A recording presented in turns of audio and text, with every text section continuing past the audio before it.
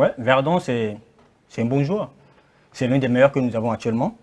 Il évolue en Bulgarie, ça fait de façon consécutive. Vous voulez de le dire tantôt.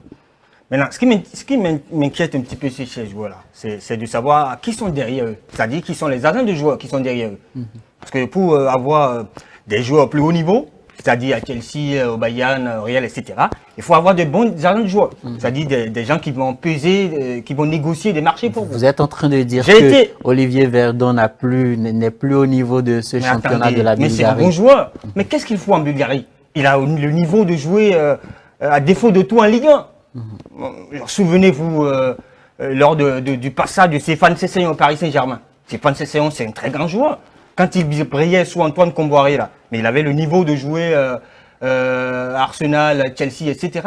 Mais j'ai été un petit peu déçu de voir ce joueur atterrir en Sunderland. Mais c'est un club Sunderland. Il passe quelques années là, il vient à West Bromwich et après il revient à Montpellier, il disparaît. Moi, j'ai écouté une ou deux fois le président à l'époque de Montpellier, qui perd son âme, qui ne vit plus aujourd'hui. Il a dit, mais Mounier, c'est le plus grand. Mounier, il a parlé de Mounier.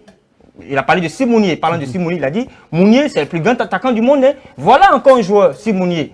Simounier ne cesse d'émerveiller le football béninois en France. Il a souvent marqué. Mais qui sont ceux-là? Qui sont ces agents joueurs-là? À un moment donné, il faut investiguer sur ces gens-là et savoir qu'est-ce qu'ils font, quel est leur salaire et qui sont ceux-là.